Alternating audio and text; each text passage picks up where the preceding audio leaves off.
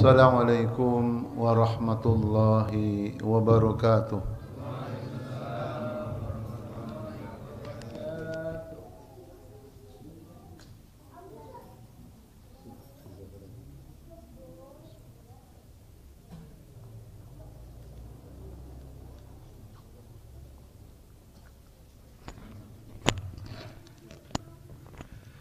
Alhamdulillah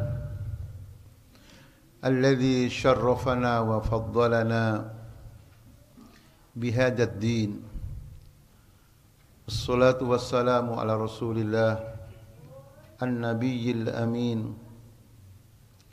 wa ala alihi wassahbihi wa man da'a bi da'watihi ila yaumiddin. Amma ba'd.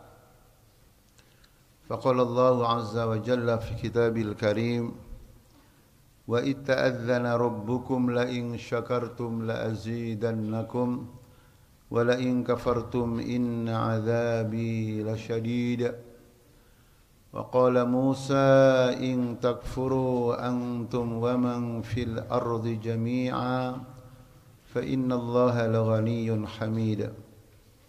عباد الله حفظكم الله.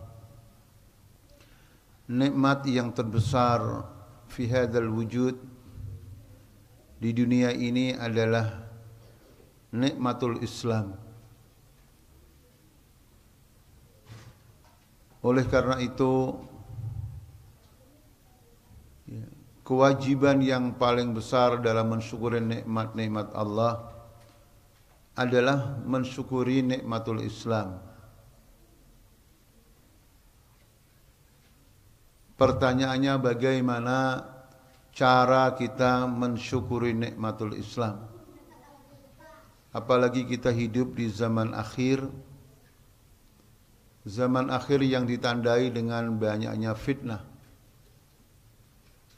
Fitnah bukan hanya dilakukan oleh ammatun nas, orang awam, tapi fitnah juga dilakukan oleh orang yang dianggap memahami Islam.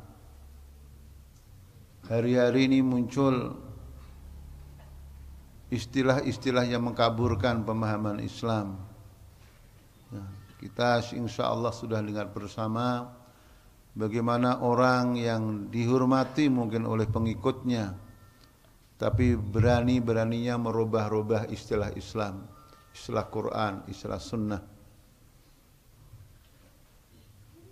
Oleh karena itu, pelajaran bagi kita semua, dan kita juga manusia seperti beliau-beliau juga manusia yang sangat mungkin salah, lupa, ya.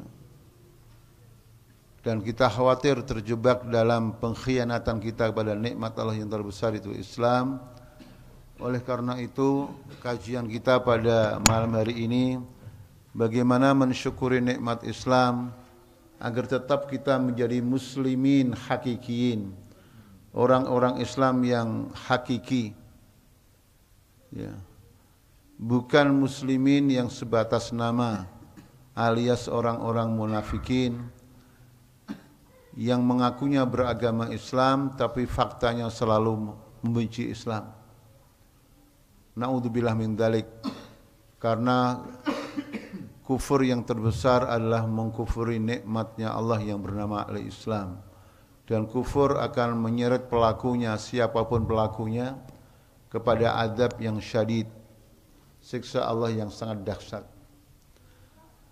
Setelah kita mentadabburi Quran dan Sunnah, hafizakumullah, maka cara mensyukuri nikmat Islam, cara menjaga nikmat Islam, yaitu dengan al-iltizam bil manhaj,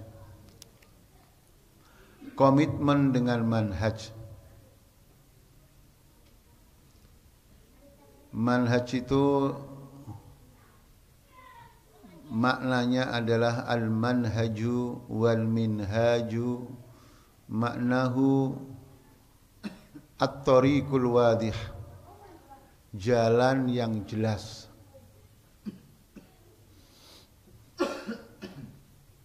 Bisa diartikan ajaran. Kalau jalan yang jelas itu dalam ilmu pendidikan disebut kurikulum. Kalau jalan yang jelas itu dikaitkan dengan pedoman hidup, kehidupan, yaitu minhajul hayah, pedoman kehidupan. Kalau minhaj itu dikaitkan dengan cara memahami Islam yang benar disebut metodologi.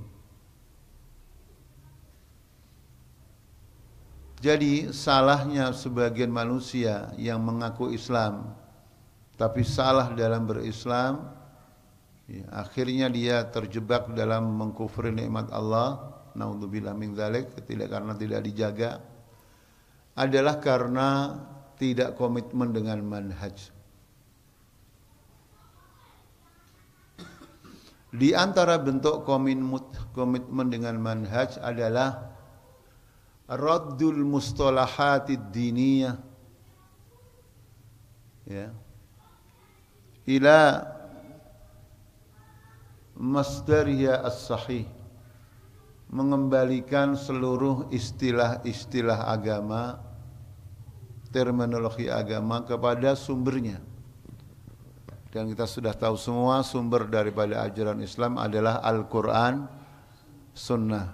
Contoh yang mudah akhir-akhir ini yang kita dengar atau sebagian kita mendengarnya, ada orang yang semoga diberikan petunjuk oleh Allah tidak boleh menyebut orang kafir, tapi sebut saja non-muslim. Ini sudah bukan pelanggaran biasa, pelanggaran besar, karena melanggar, berusaha merubah istilah yang sudah ditentukan oleh siapa? Sekedar contoh, kalau kita membaca surat Al-Baqarah dari awal sampai ayat 20, itu judulnya kalau dalam tafsir maudhu'i adalah Asnafun Nas, macam-macam manusia. Dibagi menjadi 3. Yang pertama orang beriman atau orang yang bertakwa. Dzalikal kitabu la raiba fihi hudan lil muttaqin alladzina yu'minuna bil ghaib. Jadi sekedar contoh aja, sifat orang yang bertakwa, sifat orang beriman itu yang beriman dengan barang ghaib. Ini masyarakat Indonesia harusnya cerdas. Jadi kalau ada orang mengaku beragama Islam tapi meragukan atau mentertawakan hari akhir, dan hari akhir itu ghaib, seandainya ada orang yang mengatakan saya benci dengan orang yang sebentar-sebentar nanti diadab, ya, di hari akhir, diadab di neraka, memang dia pernah ke sono.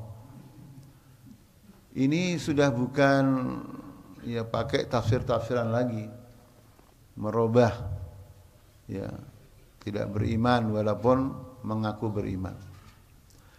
Kemudian bagian yang kedua adalah orang kafir, dan redaksinya juga kafir, ayatnya juga ayat Madaniyah.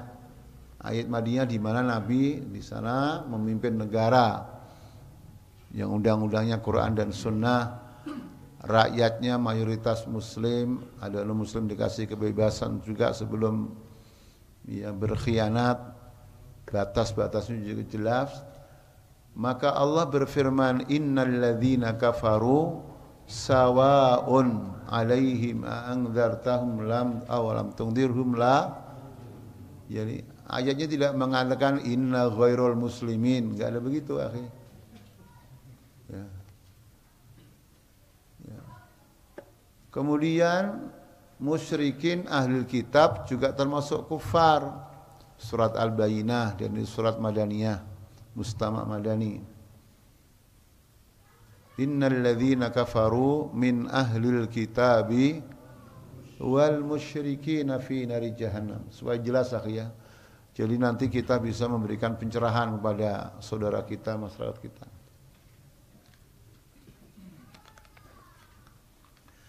Yang ketiga adalah yaitu orang-orang munafik. Bunyinya wa minan nasi may yaqulu amanna billah wa bil yaumil akhiri wa ma hum bimu'minin. Mereka itu sifat-sifatnya selain mengaku beriman tapi tidak beriman adalah yukhadi'unallaha walladzina jadi mereka itu menipu Allah. Coba akhi, enggak usah pakai S1, S2, S3. Anak SD aja kamu tanya, kalau Allah saja berani ditipu, kira-kira nipu umatnya berani enggak? Sehingga urip ditipu. Itu adalah golongan yang ketiga, yaitu orang-orang munafik. Jumlah ayatnya sampai 12. Kenapa menjelaskan orang beriman cuma 3 ayat? Kenapa Quran menjelaskan orang kafir cuma 2 ayat? Tapi menjelaskan sifat-sifat orang munafik berapa ayat? Apa kira-kira rahasianya? Karena sifat orang beriman jelas atau enggak jelas? Orang kafir jelas, orang munafik enggak jelas. Itu juga disampaikan oleh Al-Imam Ibnu Qayyim rahimahullah. Jadi saya enggak ngarang-ngarang. Ya. Coba akhi, seandainya antum di sini nih, di rumah Pak Firdaus ini akhi ya, Madani, datang BMI seandainya masih hidup, BMI, Bapak Munafikin Internasional. Namanya Abdullah bin Ubay bin Salul. Itu pernah datang ke pengajian Nabi, mampu ngumpulin dana sama jamaahnya bikin masjid Diror. Dan mungkin orang Indonesia sebagian mungkin bisa terkagum-kagum karena dia ini belum kuliah sudah lancar bahasa Arabnya. Gajes kata orang Pati bahasa Arabnya. Antum gak yakin bahasa Arabnya pintar, akhi? Kenapa pintar bahasa Arabnya? Faham sahabat? Ini yang kadang-kadang masyarakat tuh gak ngerti. Asal bisa bahasa Arab, punya titel dan sebagainya. Jadi saudara sekalian, ini contoh pelanggaran manhaj. Merubah istilah-istilah yang sudah ditentukan oleh Allah. Yang kedua, setelah ittiba'ul manhaj atau al-iltizam bil manhaj, bagaimana cara mensyukuri Islam supaya kita semua dan anak keturunan diselamatkan oleh Allah di dunia dan di akhirat. Yang kedua adalah ittiba'ul haq la taqlidur rijal. Jadi mengikuti kebenaran, yang kita ikuti itu al-haq dan bukan taklid buta kepada tokoh. Kita di dunia pesantren, dunia pendidikan, dalam berjamaah, dalam berpartai Islam, dalam berormas, dalam berbangsa, bernegara, di antara sebab ya sesatnya seseorang itu adalah mengikuti tokoh, bukan mengikuti kebenaran. Makanya jaga kaidah yu'rafur rijalu bil haq wa laysal aqs wala yu'raful haq bir rijal. Jadi rijal, ketokohan, keulamaan seseorang itu ukurannya kalau orang tersebut mengikuti kebenaran. Jangan dibalik. Kebenaran itu diketahui ukurannya apa? Tokoh. Nah itu yang salah. Jadi saya kagum dengan ulama tertentu, antum kagum dengan tokoh tertentu, tapi jangan menjadikan ukuran kebenaran itu dari tokoh. Karena tokoh selama manusia, madamal insan huwal insan. Selagi manusia adalah manusia, bisa salah atau benar terus, akhi. Karena Nabi sudah bersabda, kullu bani adama khatta'un wa khairul khatta'in at-tawwabun. Imam Malik mengatakan rahimallah, dan kita tahu semua keilmuan Imam Malik sampai ulama mengatakan la yufti ahadun wa malikun fil Madinah. Seseorang jangan sampai ada yang berani berfatwa sementara Imam Malik ada di Madinah, menggambarkan alimnya beliau. Tapi beliau tidak pernah kampanye ikutilah saya.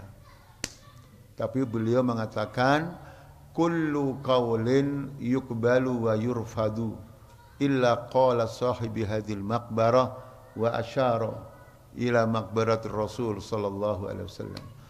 Jadi setiap pendapat ucapan bisa diterima, bisa ditolak, ya, kecuali sabda siapa akhi?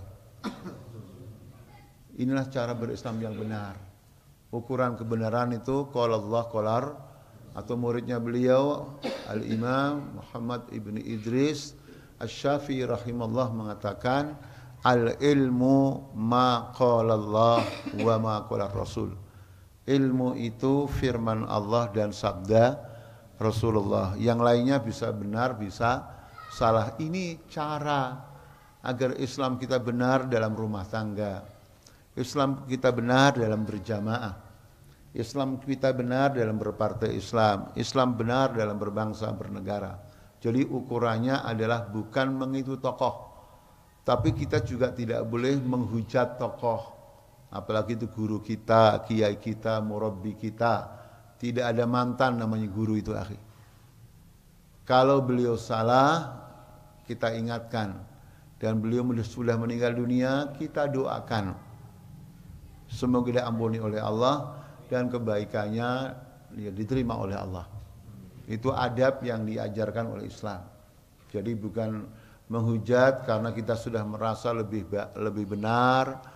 Setelah kita pindah jamaah atau pindah ormas, seolah-olah guru kita yang dulu nggak ada apa-apanya. Walaupun nggak ada islah dulu. Sering saya ulang-ulang, antum saya bisa seperti ini walaupun sedikit sekali. Tapi yang ngajari dulu nahwu sharaf kiai kita, yang ngajari kitab taharah kiai kita, yang ngajari idhar idgham kiai kita, tetap ya kita muridnya. Ya, perkara kita tidak dianggap muridnya gara-gara beda pilihan apa. Nah, itu urusan beliau lah. Mungkin ya, khilafnya beliau, ya, tetapi kita tetap mendoakan. Karena guru kita. Jadi kita tidak diajari untuk ekstrim ya.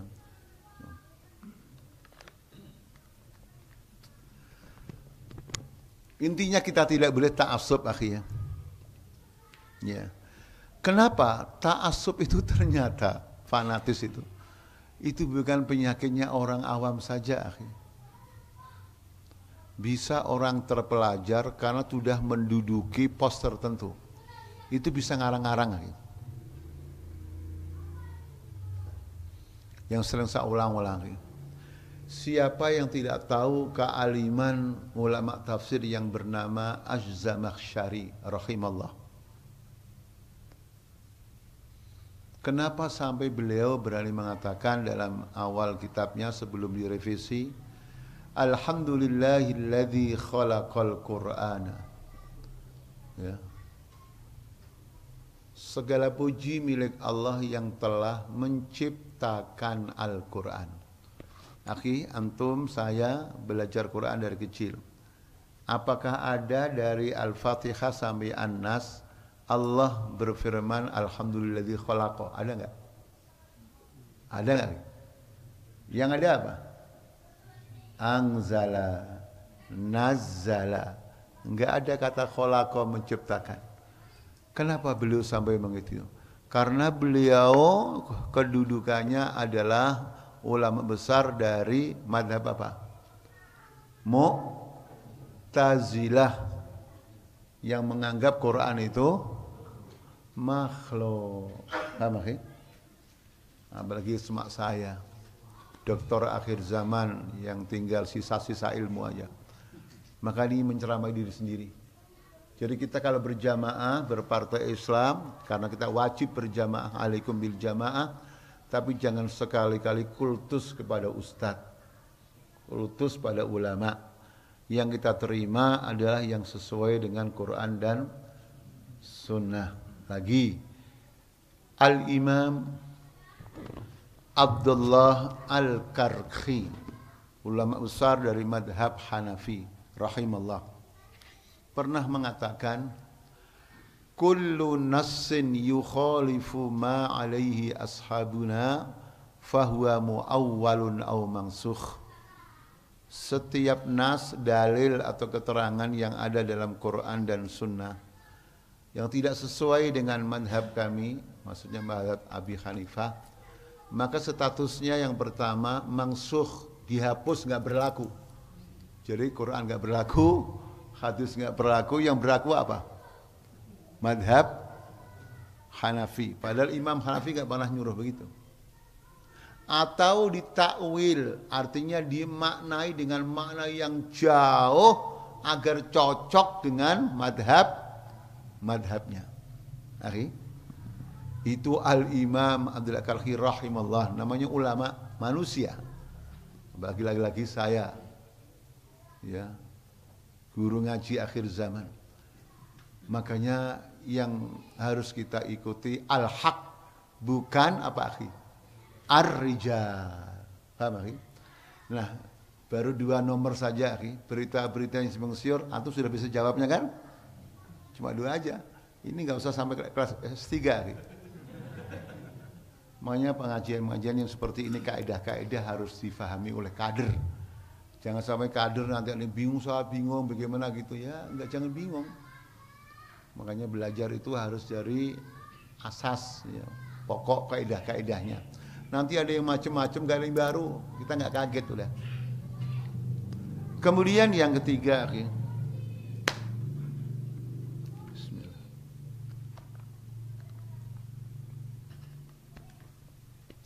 Bagaimana agar kita, anak keturunan kita, umat kita selamat dalam berislam ini ya ikhwah. Di dunia selamat dari fitnah-fitnah dunia. Di kuburan selamat dari fitnah azab kubur. Di akhirat ya ibadallah selamat dari azab neraka, hafizakumullah. Adalah al-hadaru minal ghulu. Waspada dari ghulu. Baik ghulu, berlebihan dalam menyintai sesuatu dan seseorang, atau ghulu dalam membenci sesuatu atau orang. Jangan ghulu. Karena di antara sebab sesatnya seseorang, bahkan musyriknya seseorang, syiriknya seseorang, itu ghulu akhi. Ghulu yang diterjemahkan berlebihan, atau ghulu yang diperlebihkan, terjemahkan anak-anak kita apa akhi? Lebay. Jadi lebay itu hindari akhi. Tidak boleh lebay itu, jangan biasa lebay. Yang boleh adalah labbaik Allahumma labbaik. Jangan biar lebay. Karena ada sebagian bangsa atau sebagian seorang lah, itu biasa lebay. Kalau cinta seseorang lebih, Masya Allah, ya, begitu cinta berlebihan, ya, begitu benci juga berlebihan. Naudzubillah min dzalik. Makanya ada seorang akh yang nulis istilah doktornya, judulnya Al-Ghulu. Ia kumpulkan ayat-ayat dan beberapa dalil bahwa di antara sebab, ya, menyimpangnya umat manusia di dunia ini ghulu. Contohlah umat yang lebih dulu dari kita, nanti baru kita. Yahudi yang diberikan kemuliaan Allah memuja nabi yang terbanyak, tapi membunuh nabi juga terbanyak. Apa katanya? Uzair anak Allah. Karena Uzair itu orang yang soleh. Kemudian Nasrani. Ya, ghulu pada siapa akhi? Ya, Masih. Dan kedua-duanya akan dijadikan Tuhan. Wa qalatil yahudu Uzair ibn Allah wa qalatil nasara al-Masih Allah dzalika qauluhum bi afwahim yudahiuna qaulal ladzina kafaru min qabl qatalahumullah anna yufakun ittakhadhu ahbarahum wa ruhbanahum arbaban min dunillahi wal masih ibn mar wa ma umiru illa liya'budu ilaha wahida la ilaha illahu subhanahu amma yusyrikun. Jadi musyrik, padahal sebelumnya beriman. Umatnya Nabi Musa, satunya umatnya Nabi Isa. Kira-kira saya bertanya, kalau itu terjadi kepada Yahudi dan Nasrani hulu akhirnya menjadi kafir, musyrik padahal sebelumnya beriman, kira-kira mungkin enggak orang hulu dan dia agamanya Islam? Mungkin enggak? Mungkin atau enggak? Akhi, masih ada enggak di dunia ini? Pokoknya saya ikut guru saya. Jangankan beliau benar, salah pun kita bela mati-matian. Jadi kalau ada orang kritisi beliau karena beliau jarang kelihatan ke masjid, itu hanya kelihatannya. Sebenarnya rohnya sudah ada di Ka'bah. Ya, wajar itu yang mengkritisi tidak percaya karena makom mereka itu belum sampai. Maka pecah gesang ya derek panjenenganipun. Begitu panjenenganipun meninggal dunia, ikut mati enggak dia? Akhi, yang begini itu di seluruh dunia ada, akhi. Seluruh dunia.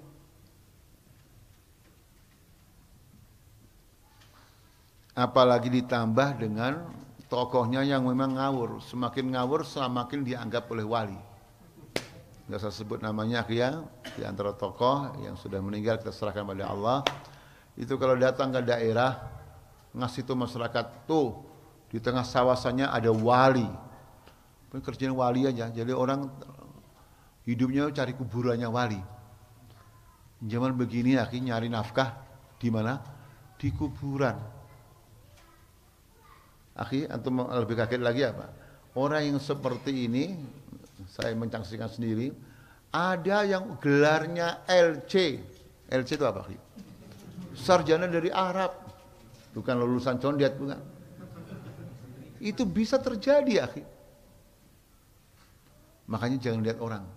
Sama di tubuh kita. Supaya enggak terjatuh ghibah pada orang lain. Bisa juga kader dakwah. Ikut-ikutan bisnis tertentu. Alasannya orang pusat juga ikut. Jadi seolah-olah kalau orang pusat itu ikut, itu seolah-olah benar. Ini dulu. Semoga sekarang enggak ada, periode sekarang enggak ada.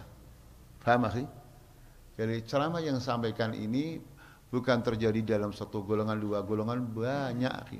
Kenapa? Gulu. Tidak bisa maju kalau perusahaan ini bukan beliau yang ngatur. Tidak akan maju pesantren ini kalau bukan beliau. Tidak bisa maju jamaah ini kalau bukan beliau. Dari mana dalilnya itu? Kok mendahului Allah? Ya ayyuhalladzina amanu la tuqaddimu baina yadayillah wa rasul. Jangan mendahului, akhi. Itu semuanya hulu. Makanya kita tidak boleh hulu berlebihan ibadah Allah.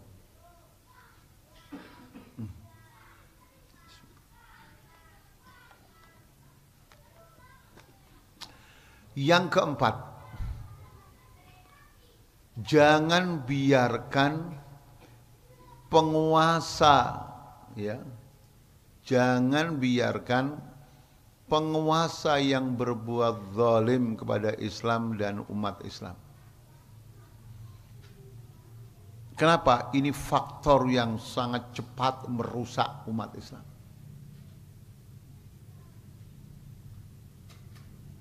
Kenapa, akhi? Karena ada athar, saya katakan athar. Kalau athar itu tidak selamanya hadis, bisa riwayat dari ulama, tabi'in, sahabat.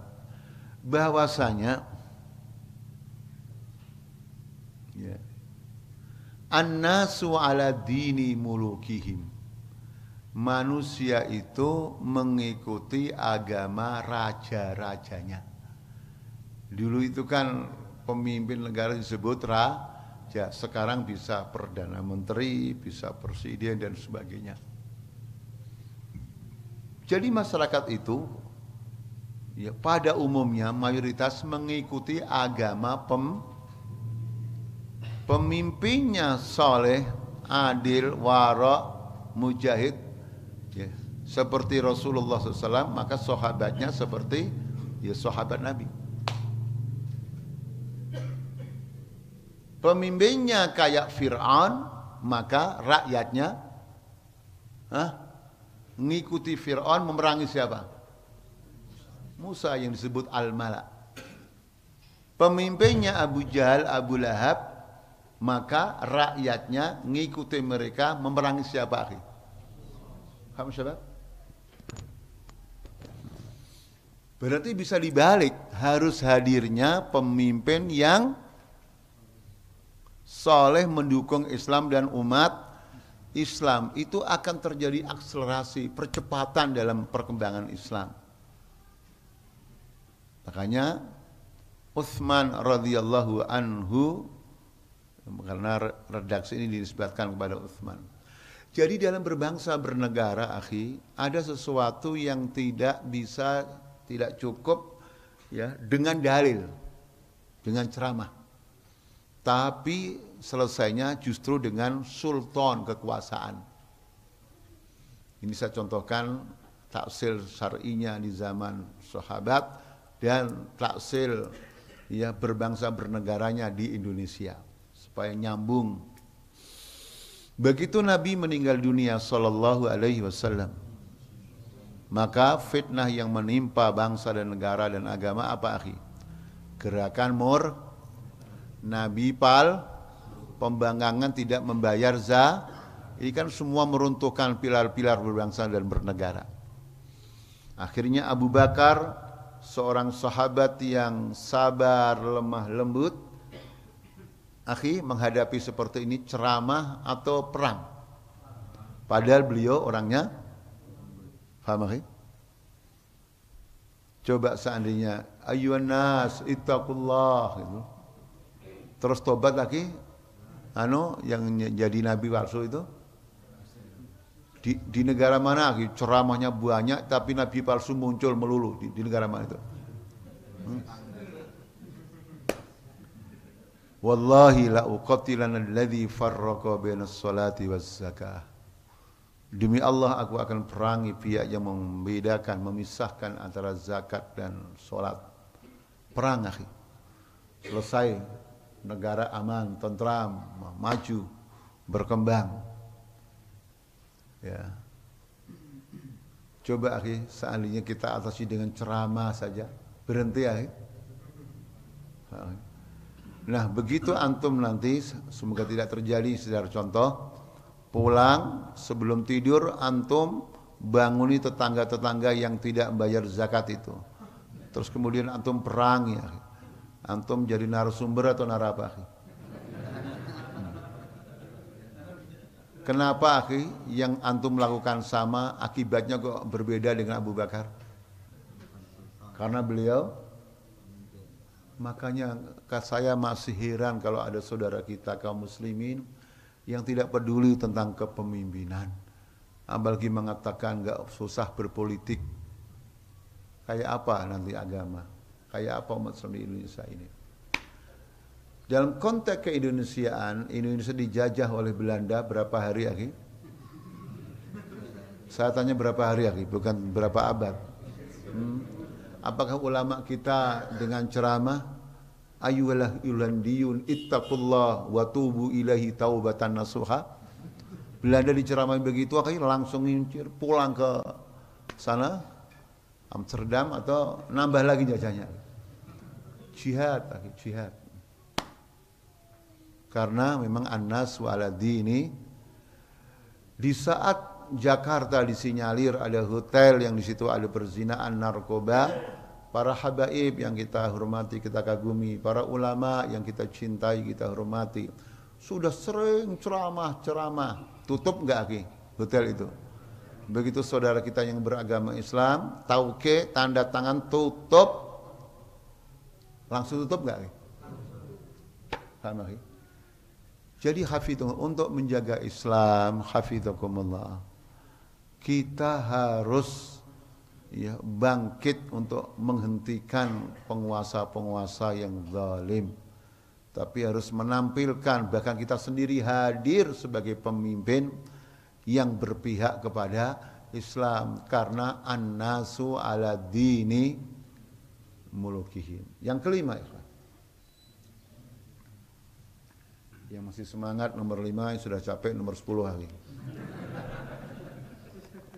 Saya sebenarnya capek lagi karena dari Pajar tadi. Saya sampai dengan 5 aja ya. Setelah itu saya pamitan nanti. Saudara sekalian, adalah komitmen kita untuk mempunyai teman dekat yang saleh, yang shadiqin. Memang teman banyak, akhi. Tapi kita harus punya skala prioritas. Teman yang harus sering kita bergaul dengannya, kita minta pendapat beliau, kita bisa meneladani beliau, adalah pemimpin yang shadiqin.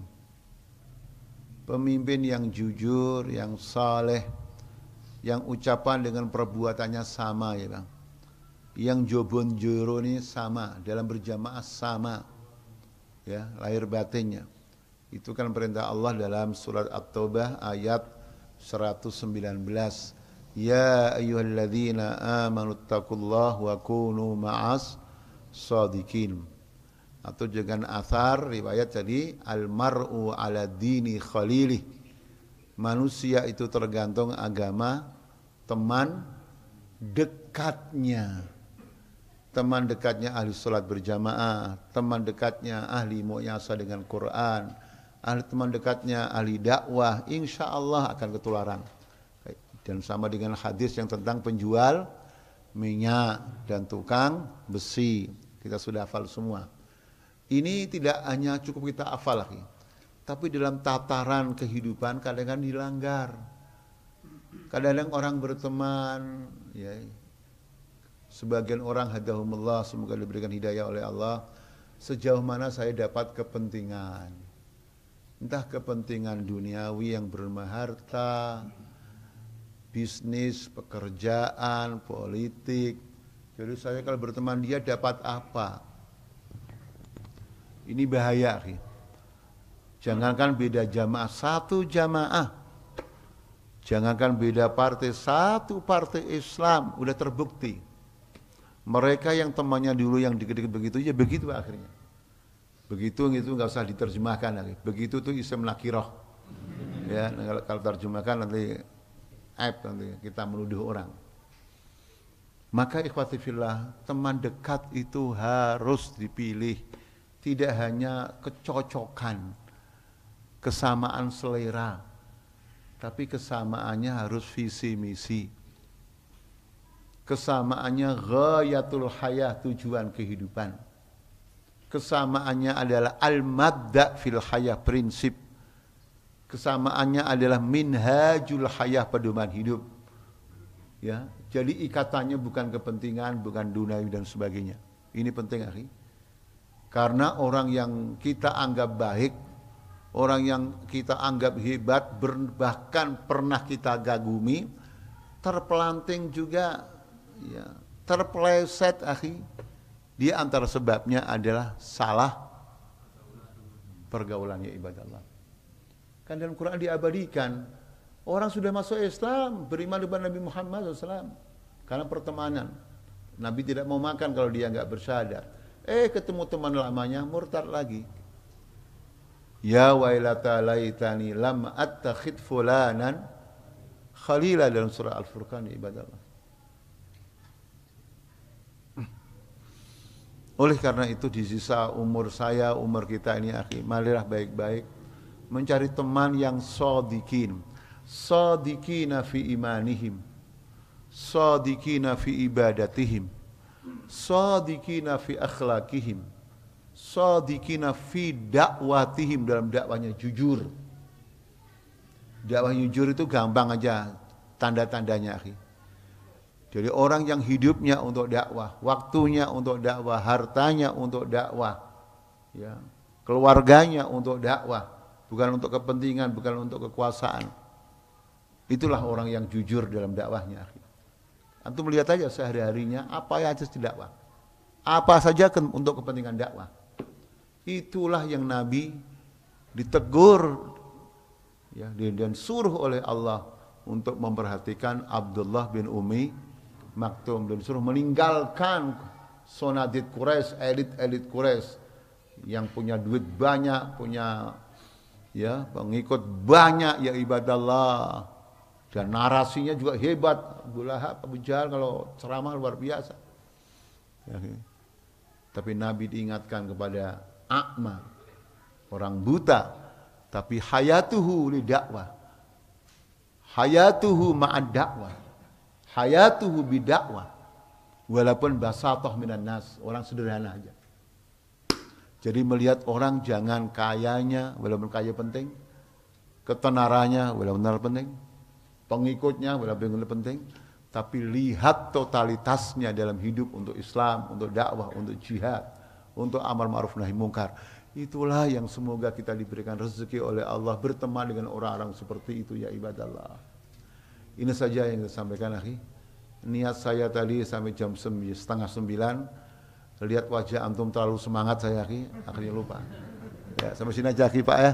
Saya minta maaf, Pak, ya. Saya langsung minta izin. Assalamualaikum warahmatullahi wabarakatuh.